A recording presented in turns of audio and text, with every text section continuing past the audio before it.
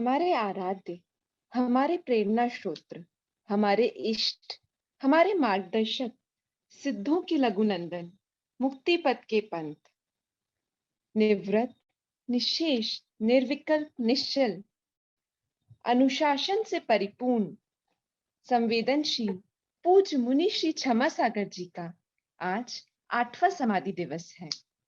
हम मुनि श्री को अपनी विनयांजलि समर्पित करने के लिए एकत्रित हुए हैं।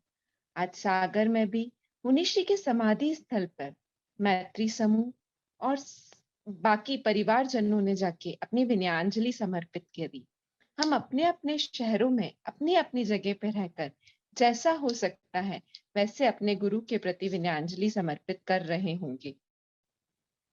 मुनिश्री के लिए क्या ही कहें, हमने जो कुछ भी उनसे सीखा उसके सामने तो कितना ही विनयांजलि समर्पित करें, सब बहुत छोटा और बहुत कम ही है। धन्य मुनिश्री का वो जीवन, धन्य मुनिश्री का वो अनुसरण, धन्य मुनिराज हमारे हैं, हमें प्राणों से प्यारे हैं। धन्य मुनिश्री का वो संदेश, धन्य मुनिश्री का वो उपदेश, धन्य मुनिश्री का वो अध्ययन, धन्य मुनिश्री का वो चिंतन, धन्य मुनिश्री की वो दृष्टि, वो एक दृष्टि जो हम पर पड़ जाती थी कुछ क्षणों के लिए ही, और धन्य वो आनंद की वृष्टि जो हर बार हम पर हो जाती थी जब भी हम दर्शन के लिए जाते थे। धन्य मुनिश्री का वो जीवन है, शत शत बार उन्हें हमारा वंदन।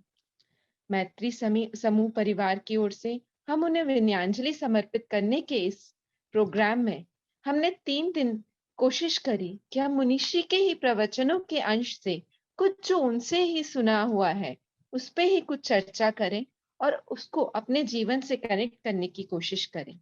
तो उसी श्रृंखला में आज हम फिर जुड़ेंगे उनके ही एक प्रवचन से, उन एक कहानी से कुछ सीखेंगे, कुछ बातें करेंगे।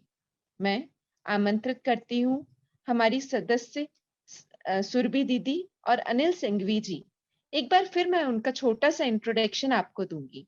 दोनों ही मुनिश्री से बहुत पहले से जुड़े हुए हैं, उनका अनुसरण करते आए हुए हैं। दीदी 1996 इंदौर चातुर्मास से मुनिश्री से कनेक्टेड है और पहला कदम, दूसरा कदम, तीसरा कदम, चौथा कदम करके जो बच्चों के लिए छोटी छोटी बुक्स हैं जैन धर्म के प्रिंसिपल्स की, उनकी रचयिता है। और doctor Anil Singhvi ji, he is a known oncologist from Indore and वो भी मुनिश्री से कई सालों से जुड़े हुए थे और उनके प्रिंसिपल्स जो जीवन जीने की कला वाली बात है उसको कई शहरों में, कई व्याख्यान में, कई देशों में जाके प्रेजेंट कर चुके हैं।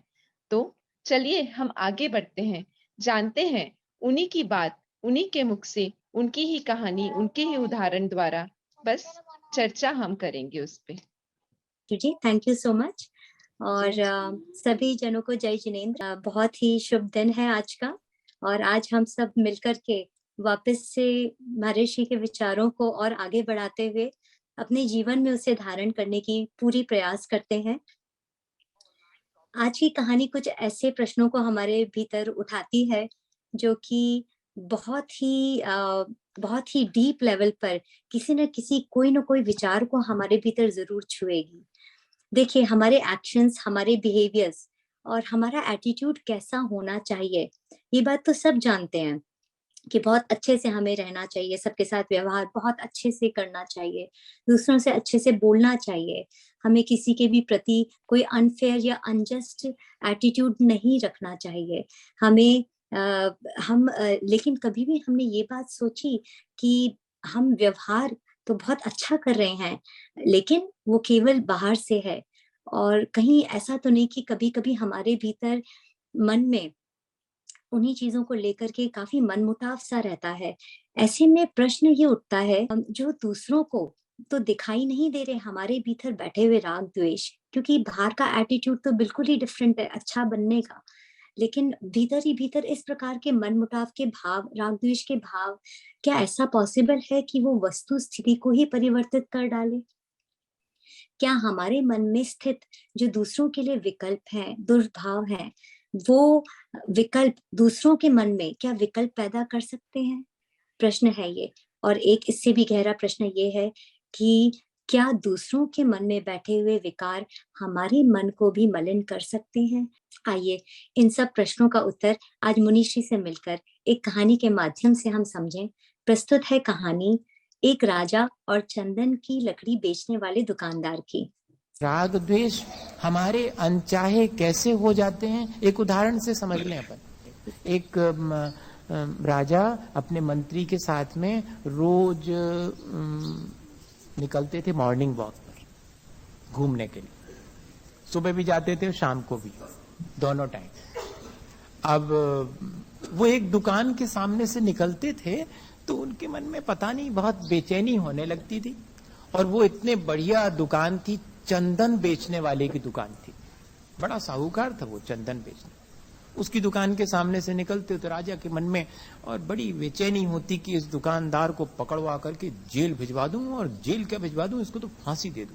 अरे बात ना बात कुछ भी, जबरदस्ती का कोई लेना देना नहीं। और मन में ऐसा विचार, ये हमारे भीतर उठते कैसे हैं ऐसे भाव, जबकि हमने नहीं सोचा, फिर भी द्वेष का भाव, फिर भी राग का भाव। कुछ तो पुराने संस्कार और कुछ एक दूसरे का प्रभाव। हाँ, एक संसार में अपने को एक दूसरे के प्रभाव से बचाए रखना।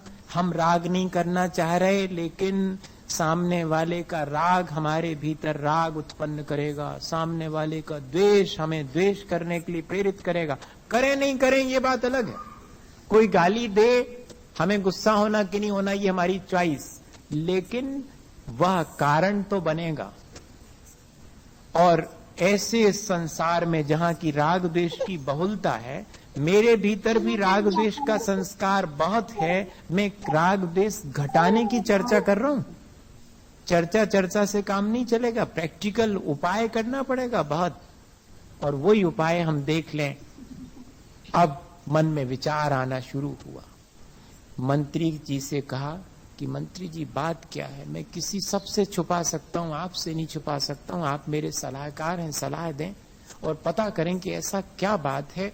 मैं जब भी इस दुकान के सामने से निकलता हूं, चंदन की सुगंध तो आती है, पर मन में विचार आता है कि इसको मैं और फांसी तक दिलवा दूं, पता नहीं क्या बात है। मंत्री जी ने कहा कि ऐसा हो ही नहीं सकता, आपके भीतर कोई भाव आया है तो जरूर कोई ना कोई बात होगी, मैं पता करूं। और मंत्री जी ने पता कर लिया। और पता करने के बाद राजा से तो कुछ नहीं कहा राजन एक आज्ञा दें, कोष में से मुझे कुछ पैसे दिलवा दें। काहे के लिए चाहिए कोष में से पैसे? राजन मैं कुछ चंदन खरीदना चाहता हूं। खरीद लो, उसमें क्या है। और दुकानदार के पास जाकर के जितना उसका चंदन था सारा खरीद लिया मंत्री जी ने और भेज दिया राजा के पास, रखवा दिया स्टोर में। अगले दिन से राजा निकलते हैं। अब लेकिन उनके मन में ऐसा कोई भाव नहीं आता। अब तो उनके मन में आता है कि कितना बढ़िया है ये सेठ। अरे कोई बात नहीं हुई, कुछ दिन पहले ऐसा विचार आता था, आज ऐसा आने लगा। मेरे अंदर उठने वाले राग द्वेष के परिणामों पर मेरा भी बस नहीं है। ऐसा भी है संसार में। अब मंत्री जी से कहा कि मंत्री जी बात क्या हुई, आपने ऐसा क्या जादू कर दिया? बोले राजन जानना चाहेंगे? हाँ जरूर जानना चाहूंगा। बात ये थी कि इस व्यक्ति ने जब आप बीमार हुए थे, जब राज वैद्यों ने कह दिया था कि आपका बचना मुश्किल है, तब इसने ढेर सारा चंदन आपके दाह संस्कार में काम आएगा इसलिए खरीद लिया था। हाँ, अब फिर उसके बाद कर्म धर्म संयोग से आप राज वैद्यों के उपचार से स्वस्थ और प्रसन्न हो गए और रोज सुबह शाम घूमने निकलते हैं। जब जब तब इसके मन में आता है कि मेरे चंदन का अब क्या होगा, कौन खरीदेगा? राजा ही खरीद सकता था और ये तो मर ही नहीं रहा। क्या ये जब मरेगा राजा जब मरेगा तब मेरा चंदन काम आएगा, ये जो विचार है वो विचार आपके भीतर इसके प्रति कलुषता लाता है।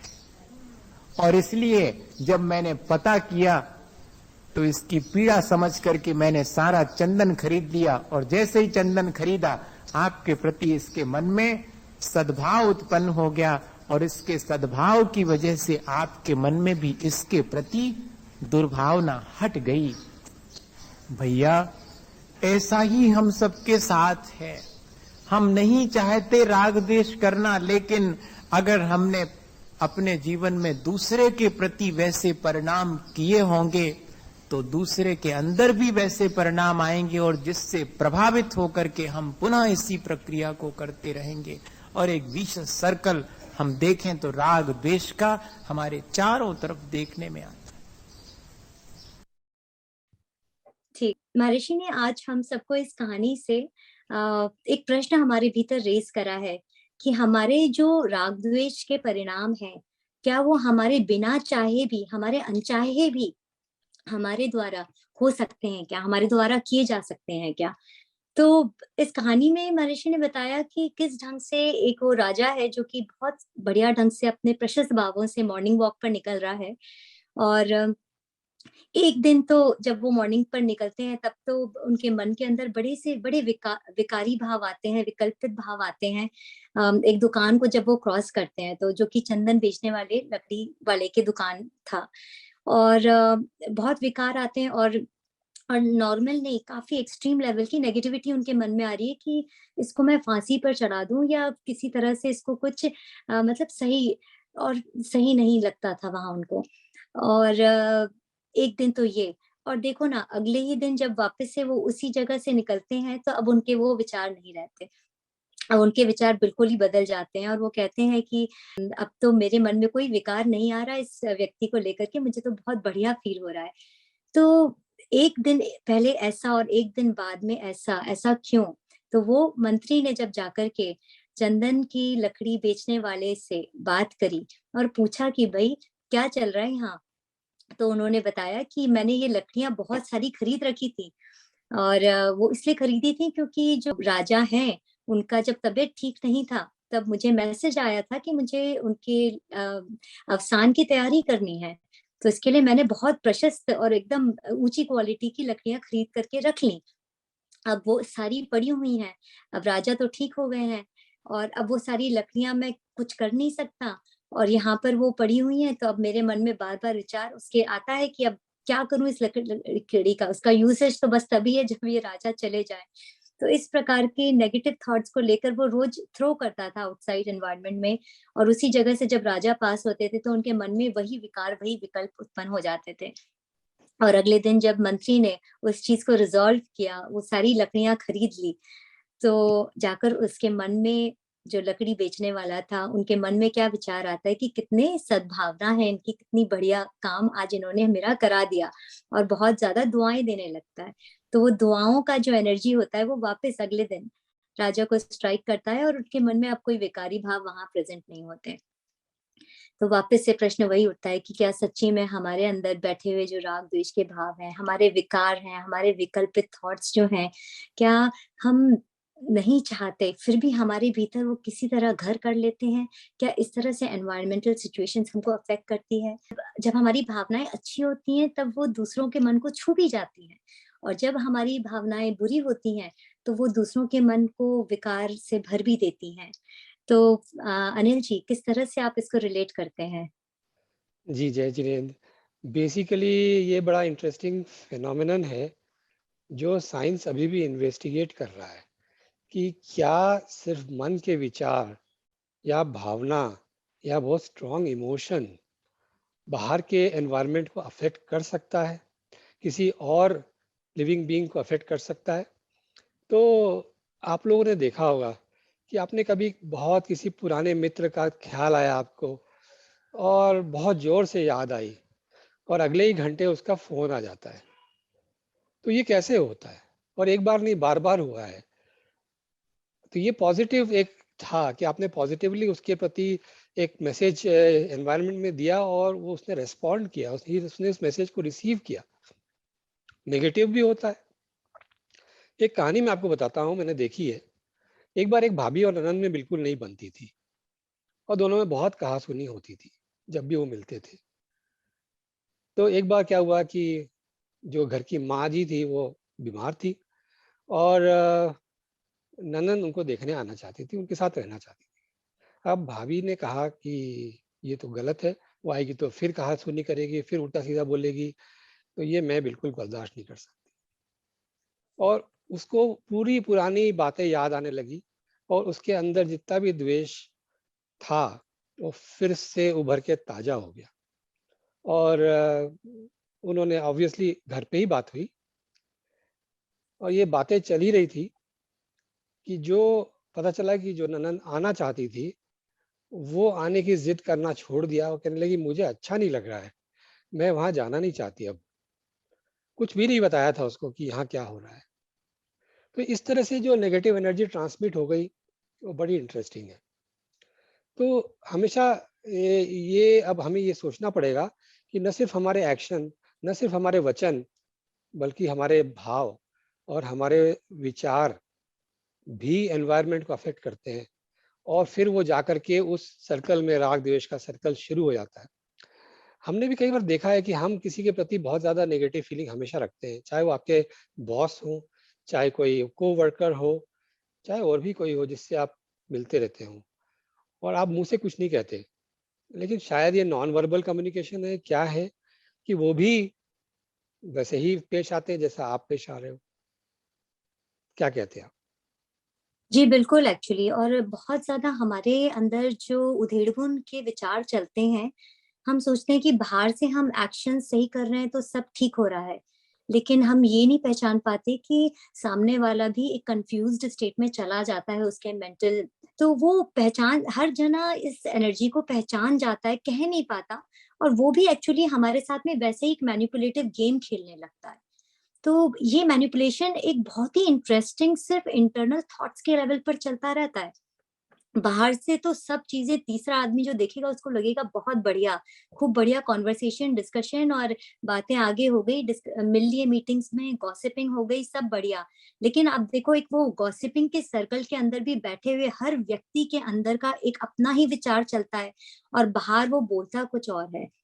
और वो विचार निरंतर, भले वो व्यक्ति वहां नहीं हो जिसके बारे में बात की जा रही है, उसको राइट अवे एक्चुअली ये थॉट्स इन्फ्लुएंस करती है मैटर को, और वो राइट अवे अफेक्ट करती है। ये बहुत बड़ी रियलिटी है, ये हम इससे बच नहीं सकते। देखिए, ऐसा कहते हैं कि, और एक्चुअली ये है ना kind of like negative thought patterns का भी एक स्टेट है। ऐसा कहते हैं कि पहली बार जो थॉट आता है वो काम हमें कर लेना चाहिए। जैसे कि दान देने का भाव आया तो इमिडिएटली उस पर एक्शन लेकर के कर डालना चाहिए, क्योंकि बोलते हैं अगले ही क्षण से हमारे थॉट्स डिटोरिएट, हमारा फीलिंग्स डिटोरिएट होने लगता है। हमारे अंदर बहुत सारे प्रश्न उठते हैं, क्यों देना है, किस लिए देना है, कितना देना है, और फिर कहीं गलत हाथों में तो ना चला जाए। इस तरह से राइट अवे एक नेगेटिव रियलिटी हमें, हमारे को इन्फ्लुएंस कर जाती है। तो फिर जो हमारे इस तरह के संस्कार बन चुके हैं एक नेगेटिव थॉट पैटर्न्स के, वो कितनी आसानी से हमको घेरा कर लेते हैं, लेकिन सिर्फ एक छोटा सा पॉजिटिव थॉट पैटर्न वहां लाने में हमें कितनी मेहनत लगती है। और मतलब इसके लिए सिंपल सा एक एग्जांपल मुझे जो अभी समझ में आता है कि एक पानी का ग्लास है, सपोज मेरे हाथ से वो गिर जाता है, टूट जाता है, चारों तरफ पानी बिखर जाता है। सबसे पहला भाव मेरे अंदर क्या आता है कि ये कॉर्नर में किसने रख दिया यहाँ पर जो कि ग्लास गिर गया, मैंने ब्लेम करा ना आसपास की सिचुएशंस को लेकर के कर दिया, या फिर मैं ब्लेम अपने अंदर करूंगी, हाउ क्लमजी आई एम।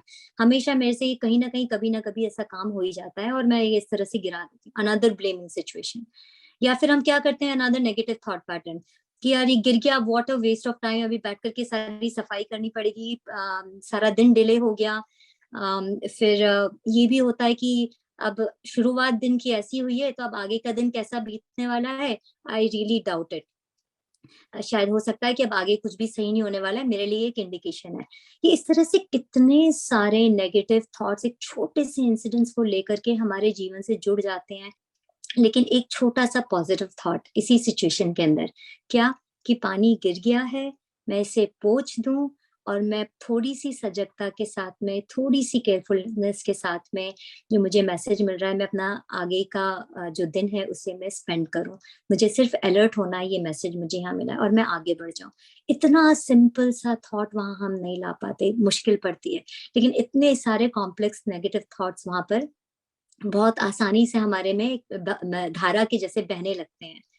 तो नेगेटिव थॉट्स, और एक्चुअली में देखिए ना क्यों होते हैं ये, हमारे अंदर के रिजेंटमेंट्स होते हैं कई चीजों को लेकर के, और फिर हम भी तो अपने आप को कितनी बार चीजों के लिए ब्लेम करते हैं, तो हमारा लो सेल्फ एस्टीम होता है, लो वर्थ होता है हमारा, और सामने वाले का जो व्यवहार हमारे प्रति कैसा है उसे फिर वो प्रभावित करते हैं। अगर मुझे अपने अंदर ही कॉन्फिडेंस नहीं होएगा तो हम कैसे एक्सपेक्ट कर सकते हैं कि सामने वाला मेरे अंदर कॉन्फिडेंस धरेगा, सामने वाला मुझे ट्रस्ट करेगा। कई बार ऐसा नहीं होता कि हम एक्चुअली में दूसरों को भी ट्रस्ट नहीं कर पाते। क्यों नहीं ट्रस्ट कर पाते? क्योंकि उसकी एनर्जी हमें अच्छी नहीं लगती, एकदम से हम फील करते हैं कि यार ये ट्रस्टेबल पर्सन नहीं है, तो शायद उसके मन में कुछ राग द्वेष के, उधेड़-बुन के भाव ऐसे चलते हैं कि वो हमारे को इन्फ्लुएंस करते हैं, जबकि हम उस व्यक्ति को जानते नहीं है और पहली बार देखा है, और कहते हैं हम उसे ट्रस्ट नहीं करते। तो हमारे भीतर यहाँ पर एक्चुअली महर्षि के मैं कोट करूंगी इसी में से, उन्होंने कहा कि अगर हमारे भीतर राग द्वेष के परिणाम हैं तो दूसरों के अंदर में वे आएंगे ही, और हमें वो वापस आकर के इन्फ्लुएंस करेंगे। उन्होंने कहा कि ये एक विशियस साइकिल है, ये एक पैटर्न है, हमें इस बात पर विचार करना पड़ेगा। हाँ, बिल्कुल सही कह रहे हैं। ये बिल्कुल सही है कि आज दुनिया में जहां भी आप देखें तो नेगेटिविटी सबसे पहले। आप दूर क्यों जाते हैं, आज जो हेडलाइंस में चल रहा है रशिया और यूक्रेन का, उसमें यही तो है कि पुतिन को लगता है कि ये मेरे लिए खतरा है और उसको लगता है ये हमारे लिए खतरा है। हो कुछ नहीं रहा है, कोई किसी को नहीं कर रहा था, कुछ छेड़ नहीं रहा था, लेकिन वो नेगेटिविटी को लेकर के उन्होंने ये पूरे की पूरी झंझट शुरू हो गई। तो इसमें मैं थोड़ा सा आपको ले जाना चाहूंगा इवोल्यूशन पे, ह्यूमन इवोल्यूशन पे, माइंड के इवोल्यूशन पे। तो और आदमी भी जब जंगल में रहता था और सिविलाइजेशन नहीं थी, उसको चारों तरफ खतरा दिखता था। और खतरा क्या रहता था कि कोई मुझे खा जाएगा, कोई जानवर मुझे खा जाएगा, या फिर मेरे लिए खाना मिलेगा कि नहीं मिलेगा। तो उसके दिमाग में कंटिन्यूअसली ये रहता था फाइट और फ्लाइट। या तो मुझे फाइट करके मेरा खाना मेरे को ढूंढना है, या खतरा है तो मेरे को भाग जाना। और वो हमारा एक रेप्टिलियन ब्रेन या जो सबकॉन्शियस ब्रेन है अभी, उसमें पूरे के पूरे सर्किट बने हुए, और वही ब्रेन हमारी थिंकिंग को कंट्रोल करता है मोस्ट ऑफ द टाइम, क्योंकि वो ब्रेन बहुत फास्ट काम करता है। जरूर आपके पास एक बड़ा ब्रेन है, थिंकिंग ब्रेन है, जो कि उसको ओवररूल कर सकता है, जो कि हम लोग यहाँ सीख रहे हैं कि किस तरह से, और हमें महाराष्ट्र ने सिखाया है। तो अब जब तक हम उस ब्रेन को ओवररूल नहीं करते तो हमारे अंदर रिएक्शन यही आता है कि किसने क्या गलती करी, कौन जिम्मेदार है, किसको ब्लेम किया जाए ताकि हम बचे रहे। तो जब हम ब्लेम की बात करते हैं तो ब्लेम हम दूसरों को फटाक से करते हैं। क्यों करते हैं? क्योंकि हम ब्लेम करके उसको टोटल रिस्पॉन्सिबिलिटी उसके ऊपर डाल देते हैं कि हमारा इमोशनल रिएक्शन, हमारे अंदर जो द्वेष है उसके लिए तुम जिम्मेदार हो। और ये बिल्कुल सरासर गलत है। महर्षि ने बार बार इसके ऊपर समझाया है कि उसका एक्शन उसकी जगह है, उसका एक्शन उसका कर्म है, पर उसके एक्शन पे हम जो रिएक्शन कर रहे हैं, वो ब्लेम कर रहे हैं, वो हमारा चॉइस है, वो हमारी चॉइस है। तो इसीलिए हम उसको ये नहीं कह सकते कि तुमने मुझे गुस्सा दिला दिया। उसको ब्लेम करके इस तरह से नहीं कह सकते कि तुमने मुझे गुस्सा दिला दिया। क्यों? उसने अगर आपको गुस्सा दिलाने की कोशिश भी करी तो आपने गुस्सा ले क्यों लिया? ये तो आपका ही चॉइस है ना। तो अल्टीमेटली यहाँ पे ही क्रक्स ऑफ द मैटर आता है कि यहाँ हमें आज काम करने की जरूरत है कि हम किस तरह से चॉइस करें कि सामने वाला जो हमें सॉर्ट ऑफ दिला रहा है, सामने वाला जो दे रहा है, सामने वाले का जो हमें परसेप्शन है, उस परसेप्शन पे हमें रिएक्ट कैसे करना है। तो यदि हम उसको परसेप्शन को वहां पे चेंज कर सके, रिएक्शन को चेंज कर सके, तो फिर ये प्रॉब्लम शायद नहीं आएगी और फिर वो द्वेष बहुत दिन तक हमारे साथ नहीं रहेगा। तो ये चॉइस की ही ऊपर आप जो बात कर रहे थे, मैं उसी को एनलार्ज कर रहा हूँ। और अब हमें ये समझ में आ गया है कि किस तरह से हमारा जो थिंकिंग ब्रेन है, हमारा रैशनल ब्रेन है, उसको हम ट्रेन कर सकते हैं कि वो सबकॉन्शियस ब्रेन पर कंट्रोल करे और रही राइट चॉइस उसको दे। ये रहेगा। जी बिल्कुल। और आपको नहीं लगता कि जो हमारे भाव हैं उनको हम संभालें, ये हमारी एक बहुत बड़ी रिस्पॉन्सिबिलिटी है? कोई भी सिचुएशन है उसको एक्सेप्टेंस में लेकर के आना पड़ेगा, और उसको एक्सेप्टेंस में जब हम लेकर के आएंगे तभी हम एक रिस्पॉन्सिबल एक्शन ले पाएंगे। अगर हम सिचुएशंस को ही एक्सेप्ट नहीं करेंगे तो फिर बस वो बहते हैं, परिणाम हैं, उन्हीं के थ्रू हम फिर उसी तरह के रिएक्शंस देते जाएंगे, जो कि हो सकता है कि काफी इररिस्पॉन्सिबल एक्शंस हों हमारे। तो महर्षि इसमें कहते हैं कि दो कारण बन सकते हैं, इस तरह के जो भाव हमारे पास में आ जाते हैं उसके दो कारण बन सकते हैं। उन्होंने बताया कि पहला कारण ये है कि कुछ तो हमारे पुराने संस्कार हो सकते हैं। ठीक, आज के तो नहीं है हम। हाँ, आपकी इवोल्यूशन थ्योरी ठीक है आज के साइंस के हिसाब से है, लेकिन जैन थ्योरी बिल्कुल कुछ और है कि हम लोग एटर्नल बीइंग्स हैं। जब से तो क्या, कोई स्टार्टिंग पॉइंट नहीं है इसका। जिस फॉर्म के अंदर हम एग्जिस्ट करते हैं, हमारे पास में ये पैटर्न ऑफ संस्कार निरंतर चलता ही जा रहा है और एड ऑन ही होता चला जा रहा है। तो पहला पॉइंटर उन्होंने बताया, पुराने संस्कार कितने कितने, जैसे वो देखिए ना, वो कहते हैं एक आइसबर्ग होता है। आइसबर्ग को कोई देखे तो बस वो ऊपर से इतना सा दिखता है, आप बोट में जा रहे हो और आइसबर्ग को देखो, बस टिप ऑफ द आइसबर्ग दिखता है। लेकिन गलती से आपने डुबकी लगा ली उस पानी के अंदर, तो आपको पता चलता है आइसबर्ग तो 1% भी पोर्शन नहीं है उस पूरे पहाड़ का जो कि पानी के नीचे है। तो ये हमारा एक्चुअली संस्कार इतने गहरे, इतने प्रबल होते हैं हमारे अंदर कि दिखता ऊपर से बस इतना सा है, लेकिन होता बहता हुआ ये सारा थॉट पैटर्न्स पीछे का है।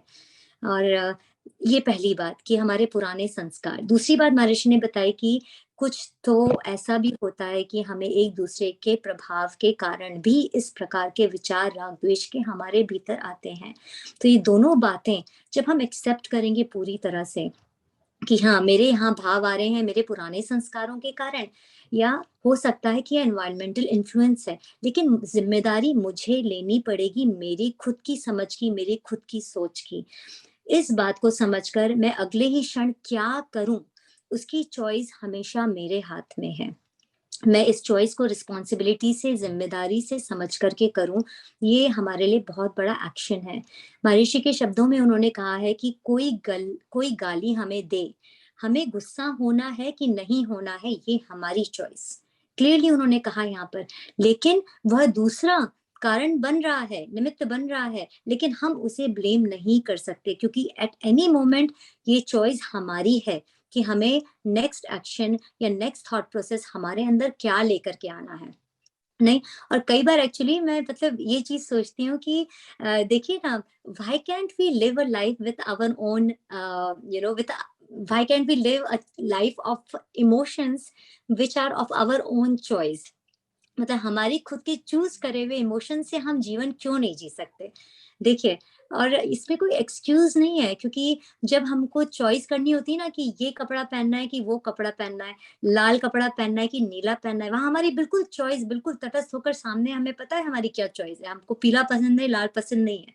ठीक, खाने में कितनी हमारी चॉइस है, हमें कशायला नहीं खाना, हमें मीठा रस ज्यादा भाता है, वहां भी हम चॉइस करते हैं हमारी थाली में क्या परोसा जा रहा है, हम ऐसी वैसी चीजें आने नहीं देते।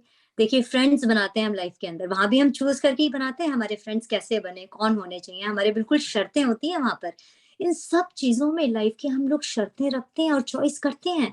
तो फिर हमारी भावनाएं हम बाय चॉइस क्यों नहीं करना चाहते? ऐसा तो नहीं है कि हम जानते नहीं चॉइस करना, चॉइस हम कर सकते हैं, लेकिन फिर भी हम अपनी खुद की भावनाओं को अपनी चॉइस से क्यों नहीं जीना चाहते?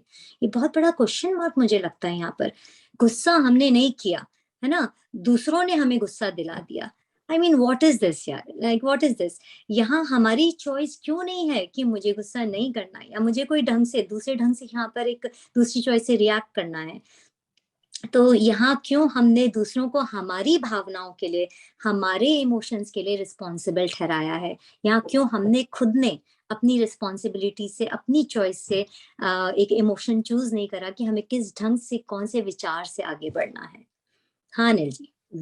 बिल्कुल। और आप जो कह रहे हैं संस्कार, संस्कार ही तो मैं भी कह रहा हूँ कि संस्कार ये 2 लाख साल पुराना, 50,000 साल पुराना संस्कार ही है हमारे अंदर, कि हम वो उस तरह के लोअर लेवल के रेस्पॉन्सेस देते आए हैं, और वो अभी तक हम लोग ब्रेक नहीं कर पाए हैं।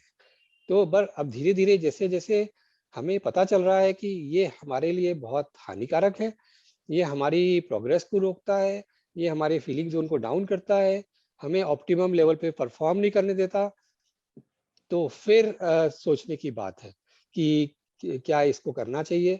अगर हमने ये समझ में आ गई हमें कि इसको करना चाहिए, कैसे करना चाहिए, महाराज श्री ने बहुत सारे रास्ते बताए हैं। तो अगर आप उनके प्रवचन सुनेंगे तो बहुत सारे रास्ते बताए हैं कि किस तरह से वो एक्सप्लेन करते हैं कि इसकी मैकेनिज्म ये होती है, इस तरह से करना है, ये स्टेप है 1 2 3 4 5। तो बहुत इंपॉर्टेंट है ये। तो दूसरी चीज ये कि अब ये गुस्सा हमें आ जाता है, तो जो मैंने ऑब्जर्व किया है कि मतलब मुझे बहुत दुख होता है ये देख करके कि कई लोगों में काइंड ऑफ इन्वर्टेड कॉमास में दुश्मनी चलती रहती है कि बाप बेटे में भी हुआ है कि हमने 15 साल तक बात नहीं करी। क्यों नहीं करी? क्योंकि उस समय एक ऐसा इंसिडेंस हुआ था।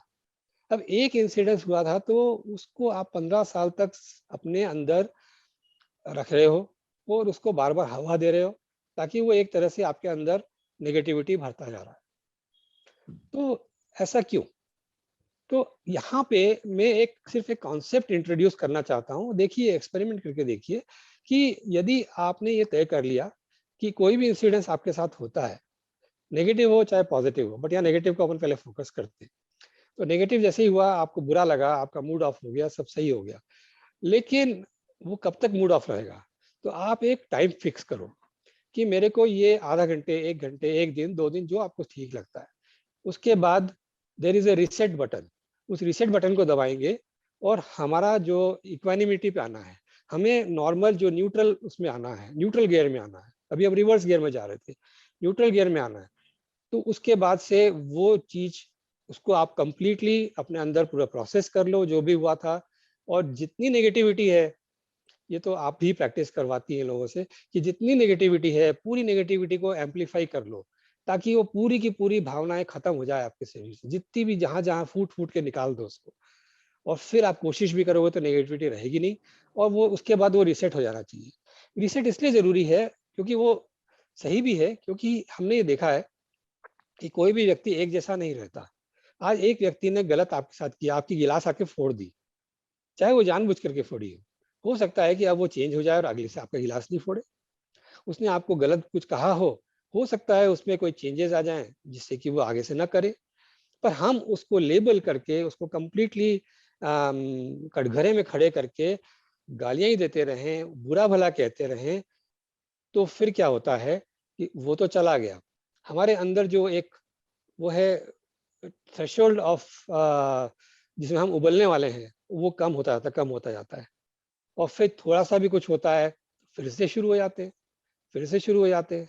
तो जब तक उसको कंप्लीटली इरेज करके रिसेट नहीं करेंगे, तब तक हम आगे नहीं बढ़ पाएंगे। तो ये एक तरीका जो मुझे लगता है कि करना चाहिए, कि जो भी आदमी आपका दुश्मन हो, उसको दिमाग में पूरा फील करो और उसको रिसेट कर दो कि ये अब न्यूट्रल हो गया। बेस्ट तो ये रहेगा कि उसको अपना दोस्त मान लो, पर शायद कम लोग ऐसा कर पाए। पर आप आई नो, करके देखिए। I know. इस कहानी में तो ठीक है, मंत्री ने सामने आकर के उस चीज को रिजॉल्व कर दिया, लेकिन सही मायने में अनिल जी, इतनी बड़ी बात है कि क्या वो रिजॉल्विंग हम खुद अपने आप उसको ट्रिगर ऑन कर सकते हैं क्या? वही तो एक पॉइंट ऑफ रिसर्च है आज का, कि हम अपने भीतर से वो एक्शन, एक पॉजिटिव थॉट का क्यों नहीं ला पाते। और यस, मुझे लगता है कि महर्षि को सुनकर के हम सबको इन सब चीजों के प्रति धीरे धीरे करके बढ़ना चाहिए, अपने विचारों को समझना चाहिए और विचारों को निरंतर कल्याण के मार्ग पर लाना चाहिए। और इतने प्रैक्टिकल वे में महर्षि अपने सभी प्रवचनों को में हमें समझाते हैं, और अपने साथ में रख करके हमें समझाते हैं, तो एकदम ही बहुत यूनिक स्टाइल और यूनिक वे है महर्षि का समझाने का। और मैं आप सबको कहती हूँ कि प्लीज धीरे धीरे करके सब जने महर्षि के प्रवचनों को सुनिए, और अपने सब फैमिली मेंबर्स के साथ में बैठ करके 5 मिनट रोज शाम को डिस्कस कीजिए। और इस तरह से धीरे धीरे करके हम अपन सब मिल करके अपने विचारों को थोड़ा थोड़ा बढ़िया, बिल्कुल अच्छी तरह से राइट डायरेक्शन में, करेक्टेड डायरेक्शन में लेकर के जा सकेंगे। और एक और चीज़ है लाइक मतलब बहुत स्ट्रॉन्ग ये आज की रिसर्च है कि एक दिन के अंदर हमारे पास में साइंस कहता है कि 15,000 से 50,000 थॉट्स आते हैं और उनमें से 80% थॉट हमारे बाय नेचर नेगेटिव होते हैं। ये हमारे संस्कारों की देन है या हमारे पुराने बहते हुए संस्कारों की देन है। तो फिर अगर हम 80% बहुत बड़ा है एक्चुअली में पूरे दिन भर को नेगेटिव थॉट से जीने में, तो यहाँ हमें सोचना है कि हमें अपने क्षणों को चॉइस चेंज करके किस ढंग से हम इसको थोड़ा सा एक डिफरेंट चॉइस बनाकर यहाँ जिए। तो चलिए आज अपन ओपन करते हैं सबके लिए और सबकी भावनाओं के लिए, जो आज महर्षि की कहानी से सब लोगों ने अपने भीतर में अनुभव करा। आपके अनुभव वगैरह हम सब सुनना चाहेंगे। हाँ भैया जी, आपका नाम बोलिएगा। ऋषि। हाँ ऋषि भैया बोलिए जी।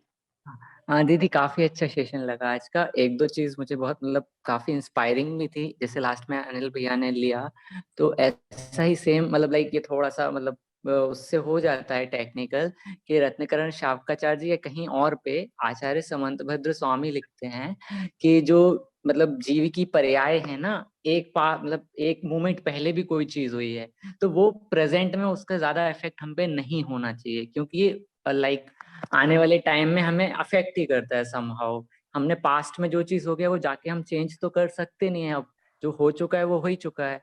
तो उस पे खेद होना, दुखी होना, उस सब से हमारा फ्यूचर बिगड़ रहा है। भविष्य के जो परिणाम हम अच्छे कर सकते थे वो बिगड़ जाएंगे, तो इससे हमारा ना संसार जो अनादि से चला आ रहा है वो बढ़ता चला जाता है।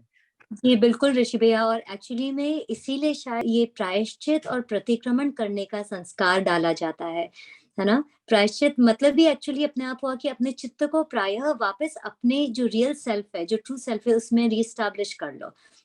वही बात आपने यहाँ पर सुंदर ढंग से उसको रखी कि बहुत जरूरी है कि अपने नेगेटिव थॉट पैटर्न्स को हम वहीं पर ही हैंडल कर लें, उस बैगेज को ले करके हम आगे के जीवन में, क्योंकि हमारा आगे के जीवन के सारे एक्शंस वरना हमारे उस नेगेटिव बैगेज से इन्फ्लुएंस हो जाएंगे।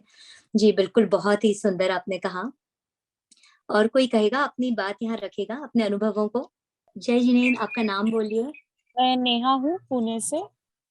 हाँ नेहा। एक जैसे बीच में थॉट आया था कि हम क्यों वो पॉजिटिव थॉट नहीं ला पाते हैं, क्यों हम कैरी करते हैं चीजें। जैसे अनिल जी ने बोला था कि वो फिर जब तक हम क्लीन आउट नहीं करेंगे, वो रीसेट नहीं करेंगे, फिर कुछ नया होगा। मुझे ऐसा लगता है कई बार क्या हो जाता है ना कि हमें ऐसा लगता है कि हम बार बार अगर रिएक्ट नहीं करेंगे तो सामने वाला हमें कमजोर समझ लेगा, और हमें ये थॉट भी होता है कि फिर वो ये नेवर एंडिंग हो जाएगा, वो हमारे साथ ऐसा निगेटिव इमोशन, कुछ द्वेष भाव हमेशा करता ही जाएगा। तो ये थॉट भी हमें ना पुश करता है रिएक्ट करने के लिए, टिट फॉर टैट करने के लिए। तो उसको ओवरकम करना बहुत मुश्किल हो जाता है। जी बिल्कुल, एक्चुअली में और इसी तरह से अगर हम इन चीजों को समझें और देखें तो लाइक थोड़ा सा शायद अगर हम पहचान लें इसके होने के पहले ही कि ये इस ढंग से हम रिएक्शन दे रहे हैं, तो हाँ। जरूर हमारे सोच में परिवर्तन आएगा। अनिल जी आप एड ऑन करिए इनकी हाँ बात नेहा को। जी का बड़ा अच्छा ऑब्जर्वेशन है, लेकिन देखिए यदि आप रिएक्ट नहीं करते, यदि आप में समझ आ जाती है और आप में इतना पेशेंस आ जाता है कि आप अपने संस्कारों को ओवर रूल करके नए संस्कार डाल रहे हो जिसमें आप शांति और पीस और लव की तरफ बढ़ रहे हो, तो आप रिएक्ट नहीं करोगे। और जब आप रिएक्ट नहीं करोगे, एक बार नहीं करोगे, 2 बार नहीं करोगे, 3 बार नहीं करोगे, तो सामने वाला जो आपको नेगेटिवली कुछ कह रहा है, कुछ कर रहा है, आप बताइए उस पे क्या असर पड़ेगा। उसको जब समझ में आएगा कि उसकी बात ऐसे फिसल रही है आपके ऊपर से जैसे कि मरकरी जैसे, तो कहीं आप उसको रिसीव ही नहीं कर रहे हो, तो एनर्जी किसकी वेस्ट हो रही है? सामने वाले की। तो सामने वाला क्या फिर आपके प्रति कितनी एनर्जी कब तक वेस्ट करेगा? सही बात है। नहीं करेगा ना। तो वो कहीं और जाके करेगा वो अपना काम, जहां उसको रिएक्शन मिले, जहां गेम खेलने को मिले, जहां 4 बातें इधर से उधर हो, जहां रस मिले। यहाँ तो कुछ भी नहीं मिल रहा है, यहाँ आप स्माइल कर रहे हो उसके ऊपर। बट कैसे होता है ना, कई बार सामने वाला ना उसको और गलत ले लेता है, मतलब जैसे हम रिएक्ट नहीं करते ना, हम्म, वो और ट्रिगर होता है कि वो अरे ऐसे कैसे रिएक्ट नहीं किया, अभी मैं उसको और पुश करूंगा। जरूर ये तो होगा, शुरू में होगा कि जब पहला बार रिएक्शन नहीं आएगा तो सेकंड टाइम डोज ज्यादा रहेगी, फिर थर्ड टाइम और डोज ज्यादा रहेगी। पर वही तो आपकी परीक्षा की घड़ी रहेगी कि कितनी भी डोज आ हाँ जाए, मेरे को डक करना, मेरे को इधर झुक जाना उधर झुक जाना, गोली बगल से चली जाए, तो वो जरूर करना है। और क्योंकि अब देखिए, इसको मैं आपको कर्म सिद्धांत से भी बात करता हूँ कि महर्षि जी कर्म सिद्धांत आप पढ़ेंगे तो वो सामने वाले का जो कर्म है वो उसको करवा रहा है ये काम। आपके जो पुराने कर्म उदय में आ रहे हैं, उसलिए वो सामने हाँ वाला वहां आया है। अब जी आपका क्या काम है? आपका काम है कि बस ये कर्मों को निकल जाने दो, अब नए कर्म मत बांधो, है ना?